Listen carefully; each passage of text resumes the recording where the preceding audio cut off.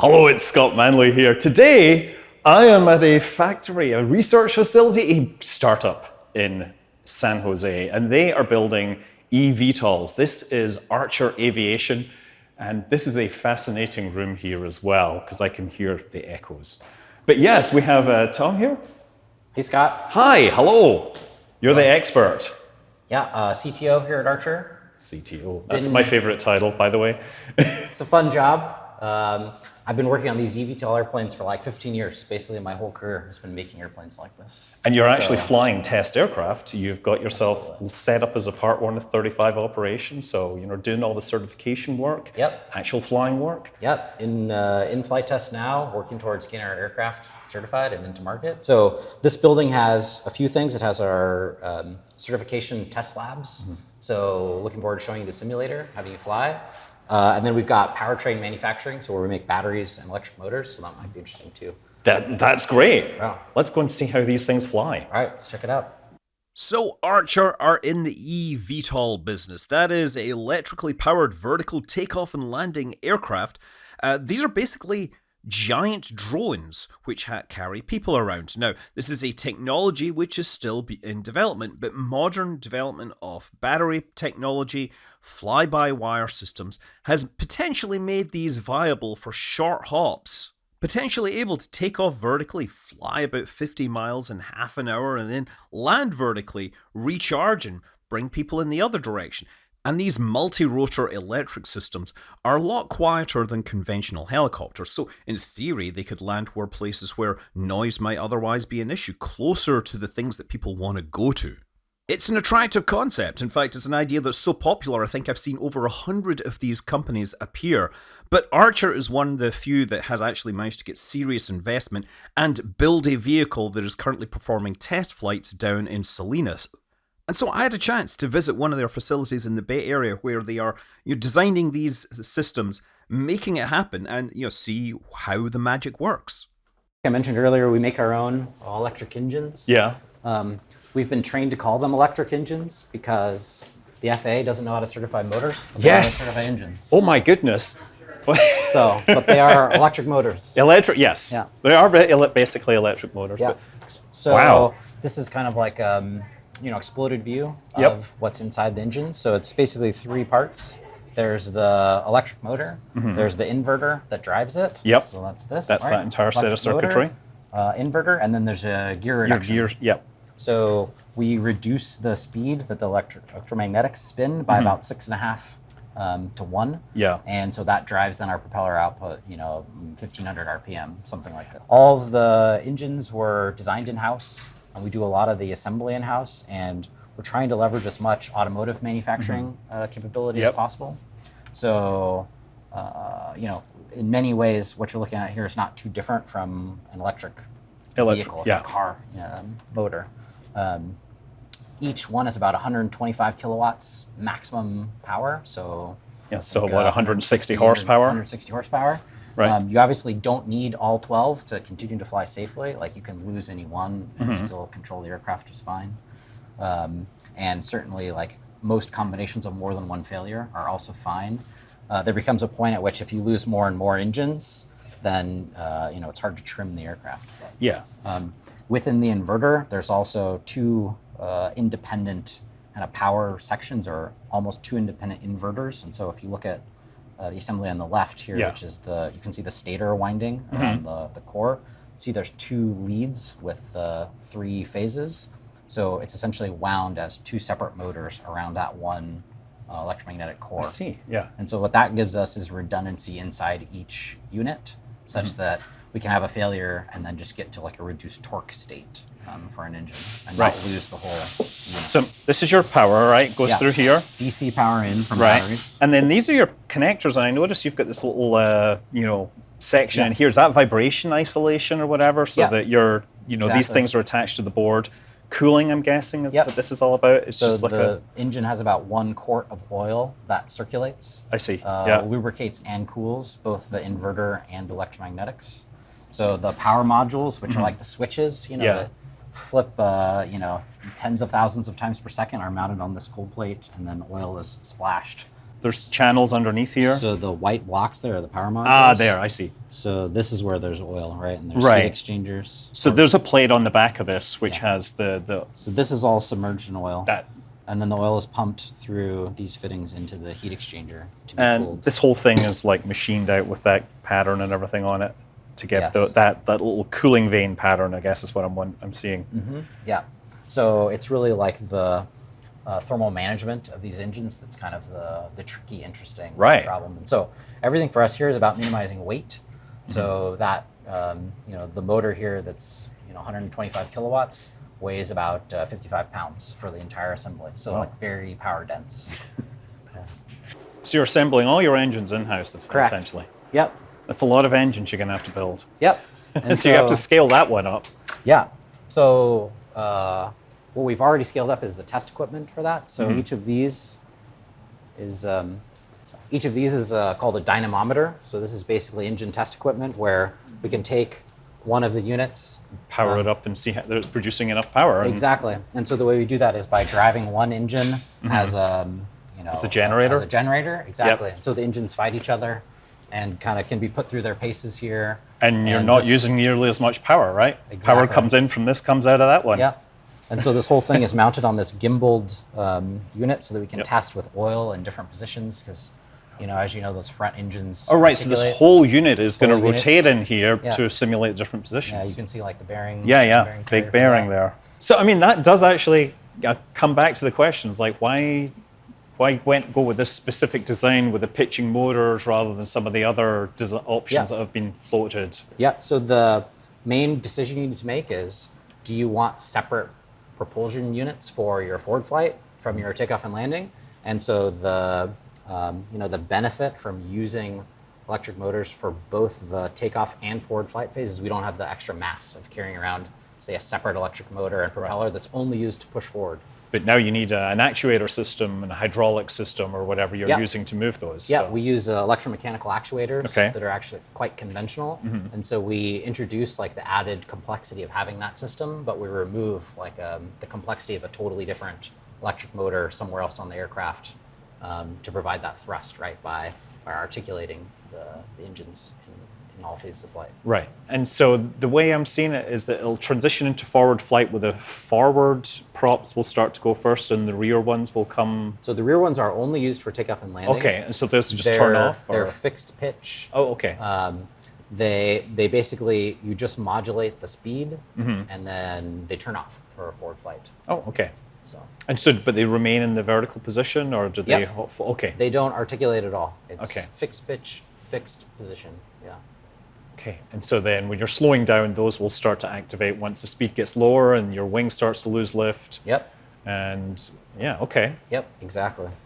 And so how then, you've got 8 rotors on there. How are you doing yaw Yep. control? So it's 6 from the front, 6 Yep. propellers in the front, Yep. 6 in the back, so 12 total. Yep.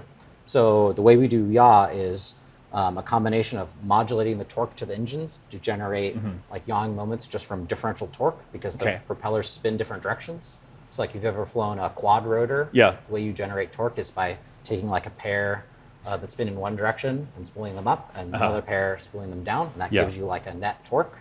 But we can also use the articulation or tilt of the front engines to give us yaw. So if you imagine, right, I can control my thrust vector here. Yeah. Let's say I want to like spin one way, I can do this kind of a maneuver Yeah. and just generate with the thrust of those engines. So it's the generate torque of the torque. engine or the engine's angled from the vertical? When Yeah. So it's both, right? So you can do, say, in a simple quad rotor, Mm-hmm. the way you would generate torque is just that like differential spooling up and down of the engines that rotate different directions. Okay. But by having the tilt, we can use that to move the thrust vectors from the propellers and actually generate just from the thrust of the engine a yawing moment, right? Because imagine I take my right most outboard propeller and I tilt it forward, that's going to want to make that like right wing go forward. And I Yes. take the left wing, I tilt it back, that's going to make the So left wing you're go actually back moving the engines as as part of our as yaw. part of your control. Okay. Correct. So now the next question then is what happens when you've lost an engine, right? If something does happen, because you're going to have to reallocate redesign your control scheme in real time. We should have done that in the sim, because you can actually do it in the sim. Darn! But the nice thing is it's basically transparent to the pilots. You'll get a crew alert system message that'll say like engine fail. Yeah. But the system will automatically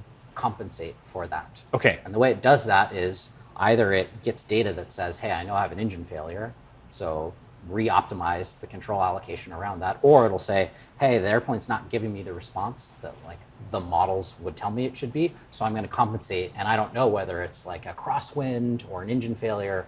But the beauty is in in all phases of flight, the aircraft is kind of always in this autopilot mode where it's solving those things for you, and so you can think as the pilot about more big picture problems like, do I need to divert somewhere, or all the things where if you're flying like IFR in your GA airplane, you got to do like a lot of work just to stay coordinated and flying through a cloud unless you have good autopilots. Yeah, headings and altitudes, right? Yeah. Fly straight and level, but yeah, the turns are the hard part. Yeah. And so we moved onwards.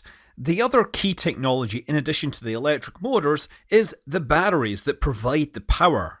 Now, obviously, 21st century battery technology has got to the point where we have electric cars, drones are commonplace, but getting the energy densities needed for long-distance flight is still a challenge. Large-scale batteries aren't built like the monolithic batteries found in smartphones. Instead, they're made of thousands of commodity battery cells, all wired up together with control logic and sensors to make them work as a team. Yep. Authorized personnel.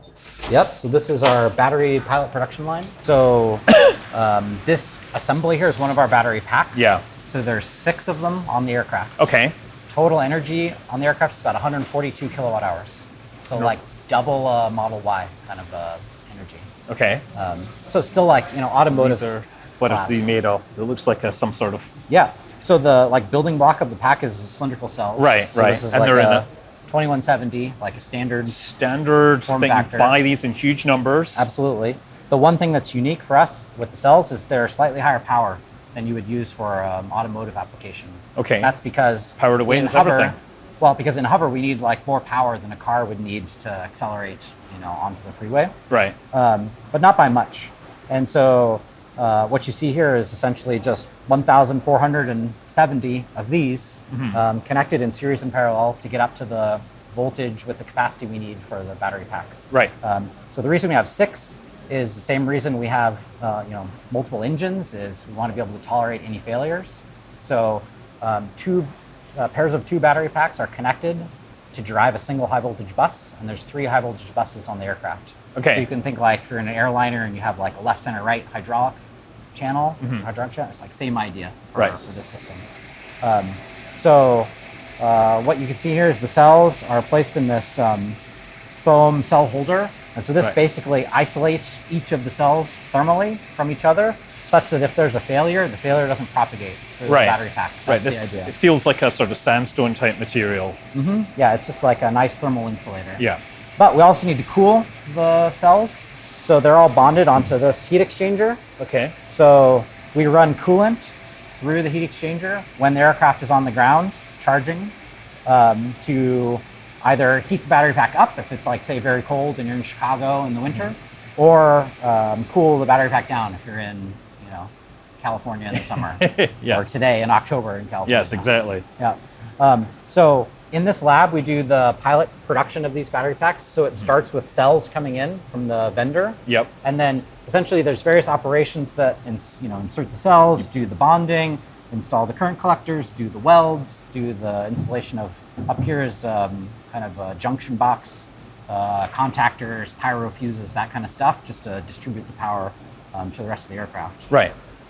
And so, your whole thing is you're charging the aircraft on the ground after every flight. Yeah. You're not swapping out battery packs for rapid turnaround. Okay. No. Yeah. That requires extra infrastructure that nobody wants. Well, the battery packs are like obviously a safety critical system and a huge fraction of the mass on the aircraft. So the practicalities of changing such large pieces of the vehicle, like it's a little tricky. Well, it's a problem that somebody might want to solve if they want rapid turnaround, That's right? fair. Yeah, right? Absolutely. So these are your batteries as they come in. I guess they go into the machine, which is going to pick and place these. Yep, exactly. So they come in here. This machine essentially picks up groups of 7 cells, and then there's test equipment here. So, scanning the barcode on each cell, going back and referencing the data that the cell is shipped with, is it good or bad? Yeah. Taking some measurements around how the cell is today. Yeah. This is where cells can be rejected before they go into the battery pack. You actually do like a battery test here? Yes. Yeah? You do the whole thing? Yes, that's what you see here. We actually take pictures of every cell as it's coming through. We store all that data. But basically, when we get a group of 7 cells that's good, then those are picked up, and then this next robot places them into the battery pack. That's kind of the first And you step. know where they are, you know their serial number, you've taken a photo of the entire family. Exactly. So this is a cell holder getting ready for battery cells to be inserted. But what you can see is the assembly is done on these pallets that basically make their way through all the different process equipment in here. Right. So with the equipment you see today, if we were to replace some of the material transfer equipment with more automated systems, this equipment in this volume could produce about 15,000 battery packs per year if we ran 24 hours a day.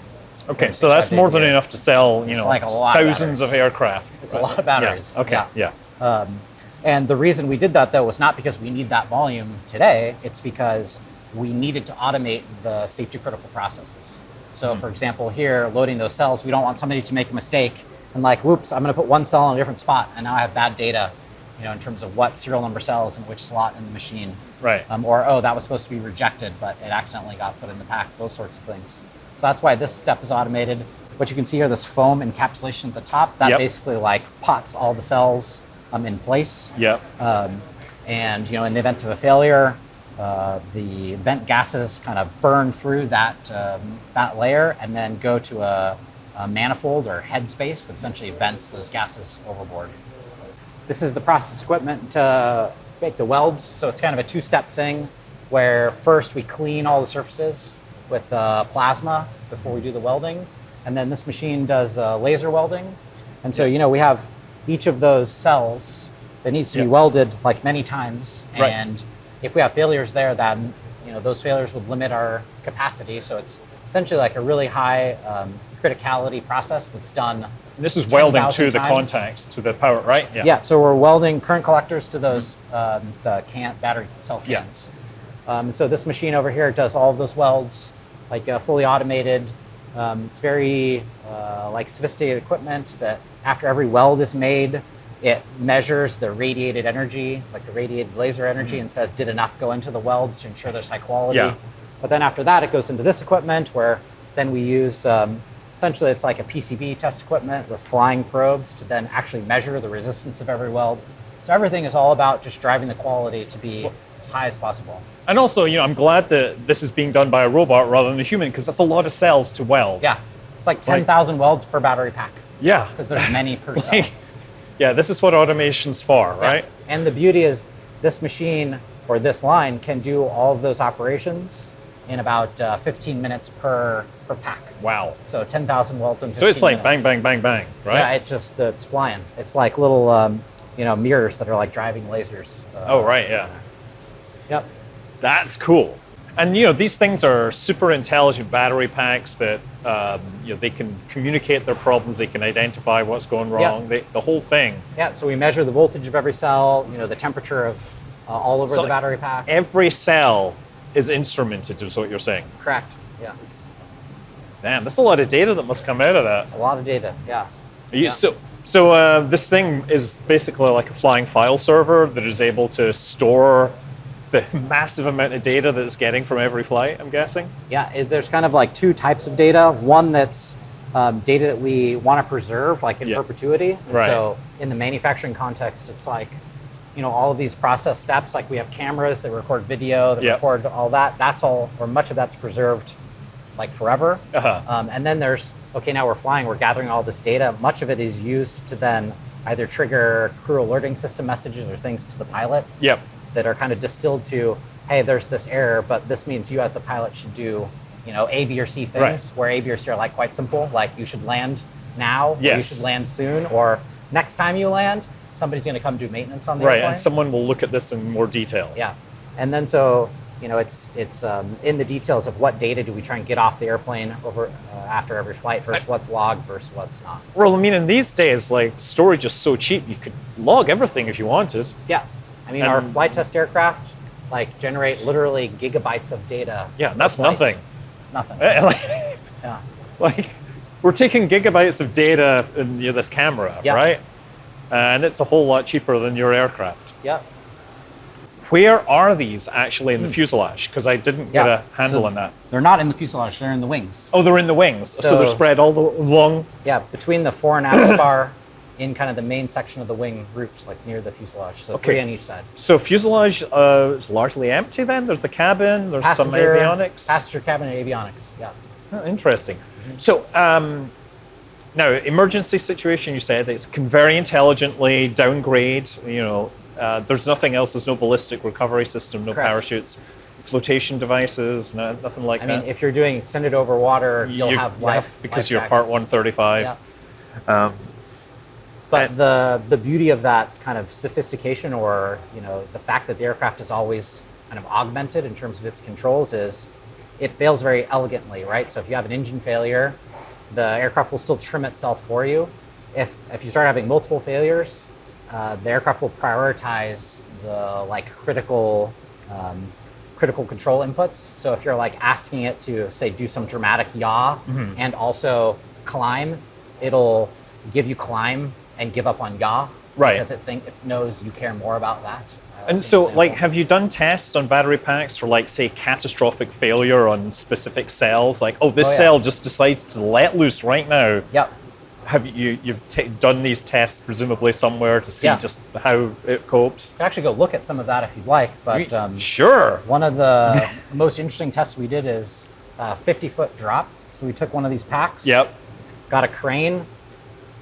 55 feet, dropped it onto concrete like this, and this is a certification test. Yeah. The aircraft can't, or the battery can't, catch on fire or vent toxic gases, that sort of thing. So it was pretty awesome. When we did that test, not only did we pass, but the team connected to the battery pack after it dropped, and it was still reporting all its telemetry, like, hey, yep, still here, ready for action, which is kind of amazing. When can I fly next? Yeah. And so there was one other really important thing that I wanted to check out, and that was their simulator. But of course, I mean, at this level, it's more than just a simulator. They're taking off-the-shelf avionics, and of course, their fly-by-wire system. They're able to simulate the engines, the entire end-to-end, and of course, put a pilot in there to verify that it all works. This is what you have to do to build one of these eVTOLs and make it into a viable product that can be used by humans. Okay, so what's next then? All right, let's go check out the simulator. I heard you were looking forward to flying the airplane. Simulator? Yeah, right in here. Oh my gosh. Ooh, wow, you've got like a whole cabin simulated here and everything. Never mind the visuals. Yeah, so it's real hardware and software in the loop simulator. So real flight computers using real software, real flight tech hardware. So this is actually technological development stuff. There's like a flat pack version of the avionics somewhere in racks. And you're tuning the entire system end to end. Absolutely. This is one of our main simulation environments where we've got all of the different pieces of the aircraft coming together to give us data that we know the aircraft's safe to fly, give the FAA pilots data and how the aircraft handles, all those sorts of things. Wow. And so I can have a go? Yeah, come on in. I'm not rated in rotorcraft, right? It's all good. Okay, well let me get in here. It's going to be considered a powered lift. Oh, from really? FAA perspective. Oh, goodness. Let me try this. So when you sit in there, then these can slide in. Yeah. You can slide in that armrest on your right Where's side. it? Oh, the armrest. Okay. And then there's an orange handle. If you pull that, you can slide yourself forward. Is there a place I grip? Oh, there we go. And so the pedals are only for hydraulic brakes. Okay. So you don't really need to use those. So there are wheels on this, right? Yes. So you can taxi around on the ground, I guess? You can. But the kind of ConOps for the aircraft are vertical takeoff and landing. Yep. But it can do conventional takeoff and landing as a normal operation, if you like. So it looks like a standard Garmin panel here that you set up with your own software? Yep, Garmin G3000 hardware, software, because we've got our own systems on the aircraft, 12 electric motors, 6 batteries, all of that. Okay. But the idea is with all of those redundant propulsion systems, it's too complicated to control manually, right? Yeah. So the whole aircraft is fly-by-wire. It's essentially like augmented controls in all states of flight. So you don't have to worry about a throttle for engine number 7. Yeah. You basically tell the airplane what you want to do, and then it figures out how to do it. Okay. Yeah. So right hand is Yep. like vertical, Yep. and then yaw left and right. Yep. And left hand is, you can think of it like fore and aft, and Yes. translate left and right in this phase of flight. Okay, so we're coming up. I see. We're moving forward. So I'm going to bring up to traffic altitude by this. Yeah. It's just, and that rolls me. Okay. Yeah. And that is my rotation. So there we go. Okay. So now fly forwards. So we're in hover right now. Yeah. Okay. So So we should probably get to some altitude here, right? so the normal way you would fly the aircraft is you would pick up off the ground, Yep. and then start to accelerate Right. forward into Right. forward So flight. if I'm pushing this forwards, we're in hover mode and it's limiting my speed to Correct. very, very slow. So is there a... So we're in hover mode that Yep. limits your speed to 30 knots. Yep.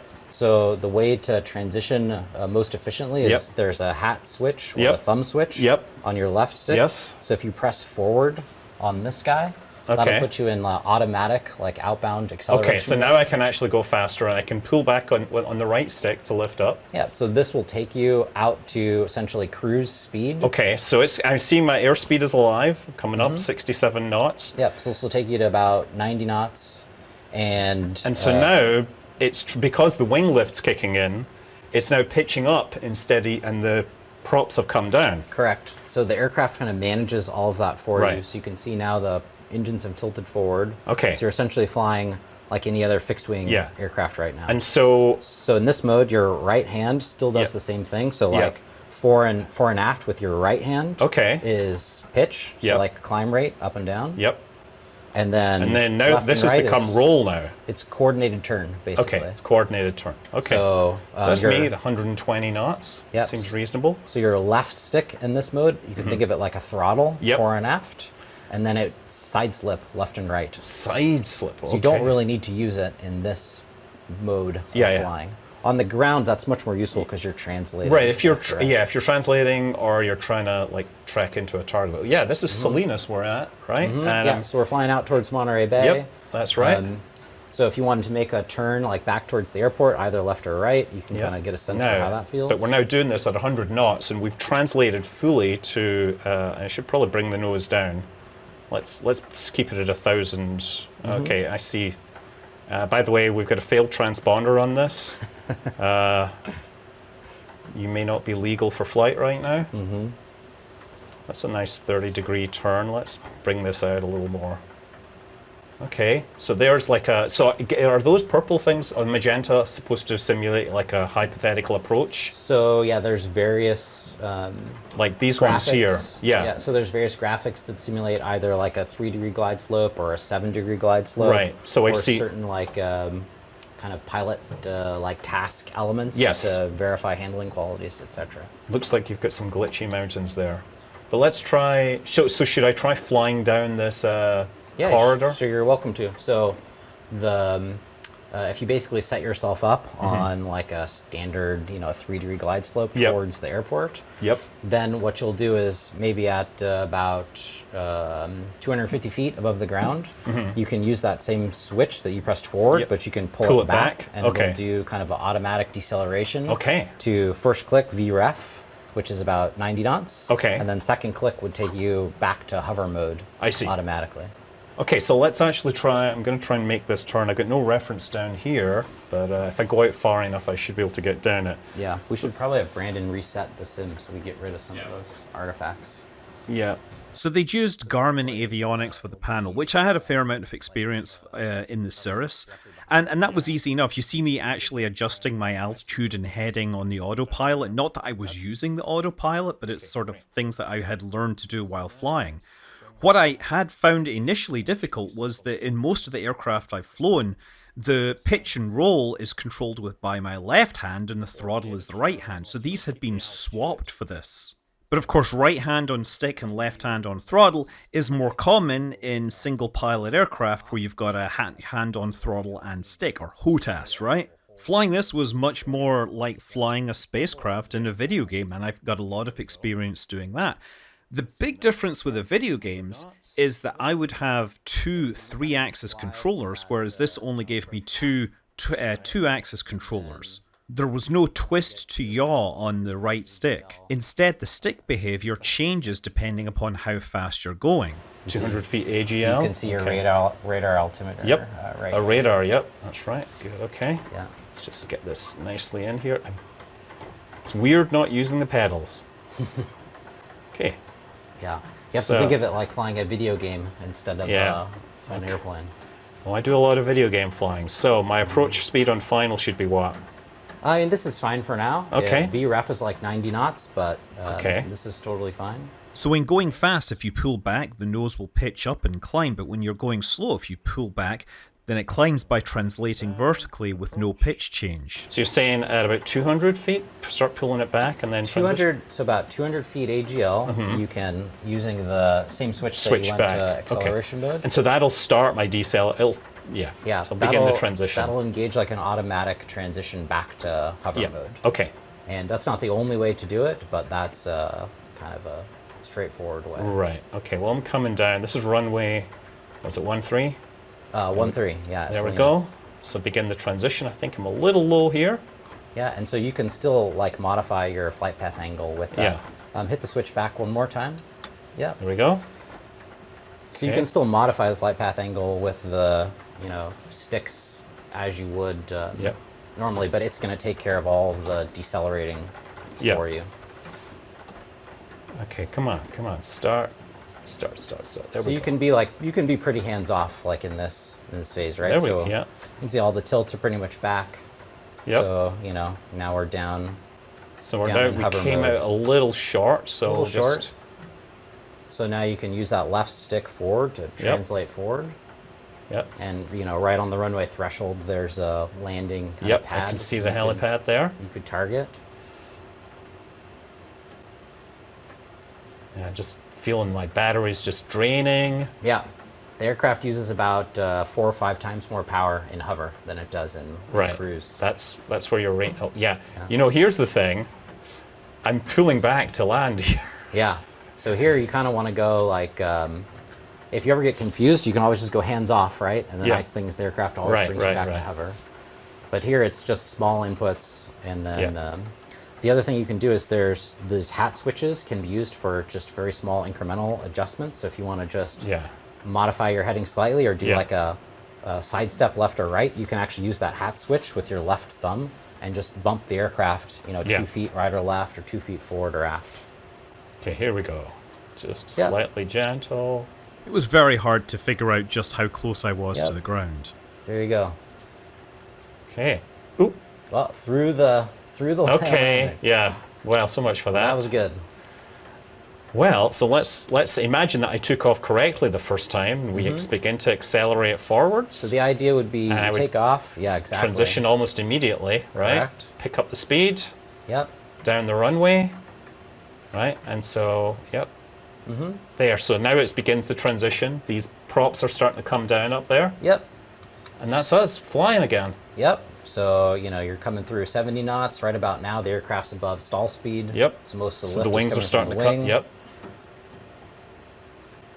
And so you can see in kind of normal operation, you get up on the wing pretty fast. Yeah. And that's important for minimizing the energy used for takeoff and landing. Yeah. And so normally I would never maneuver something like this close to the ground, but I do want to see what it looks like when I'm doing this.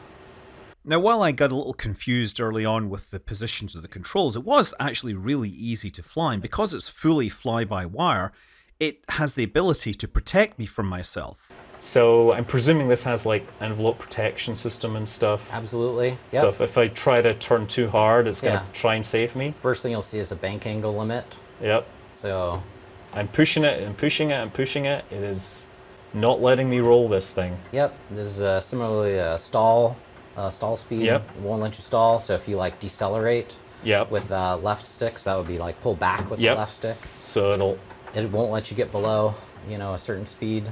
Yep. And presumably, if I'm going fast, it'll not let me go too nose high. Correct. Yep. So the idea is to make the aircraft as easy to fly as possible. I see we're climbing about 1,200 feet per minute here. That's pretty good climb rate for this, and with wings. Yeah, the aircraft has pretty good power, because obviously for hover, you know, Right. we need a dramatic amount of power. So in cruise, though, we're only using these front six propellers. But you know, if you imagine there's 12 propellers on the aircraft, you can lift obviously the entire weight of the Yeah. vehicle with 12. So we're like way overpowered Yeah. in cruise. And so this stick actually lets me fly it like a rudder. Now, are there engine displays on this or something I can bring up? So it's a simplified display. Okay. It just gives you. Are there more detailed displays that we can bring up? Brandon, are there like detailed There are synoptics? pages, yeah, but they're not. They're not enabled here? Okay. Just looking at all the other hardware here, we have mode, pitot heats, Yeah, so like the thing that USB. you would. Yeah, I mean it's quite simple, right? There's like not that many. Yeah, I mean, you've got an switches. autopilot, I'm guessing, right? So you can probably set it on heading mode, right? And it's not actually hooked up by the looks of things. Yeah, I don't actually know if you can use that. Yeah, Garmin's still tuning that. Oh. Yeah, But so. the way to think about it is the aircraft is essentially always It's always on on autopilot. autopilot, Yeah. and you're just giving inputs to the autopilot with sticks. So what I find interesting is that if I roll and try to pull up to bring the nose around faster, it actually doesn't, because it just brings the nose higher above the terrain. Okay. Yeah, if you want to turn faster, you Yeah. just give your right stick like bank. What you're used to is like bank Yeah. angle, So and that's because it's always trying to close the loop and like coordinate that Right, turn and maintain yes. your altitude. And so I'll be honest, I thought the simulator was going to be the highlight because, you know, I am a video game player at heart. But I actually really was fascinated by the battery production line. And I find it fascinating that they did build their own engines and they do build their own batteries. And they have to, of course, build the entire factory to build this hardware so they can then integrate these components into their aircraft. Now, at this point, Midnight has flown over 400 times, but it's all autonomous. At some point, they're going to have to put actual test pilots in there. And you know, maybe I'll fly down to actually get a closer look at this thing when it's in action. Right now, it feels like they've solved a lot of the technical problems and they're now moving through the whole certification problems. But eventually, hopefully in the not too distant future, we'll actually see these things flying for real. And then it's a question of, can the market deliver demand for this kind of niche transportation capability? The Bay Area actually seems like a really obvious example because we have this big body of water and we have a lot of bridges that slow everybody down. FedEx has an aircraft that flies a 15-minute flight every day because they need to get packages from the North Bay to Oakland. But the real value is going to be in flying the kind of passengers that have more money than spare time. And while I don't necessarily count myself in that group, I would like to fly something like this someday, especially if I could be the one at the controls. I'm Scott Manley. Fly safe.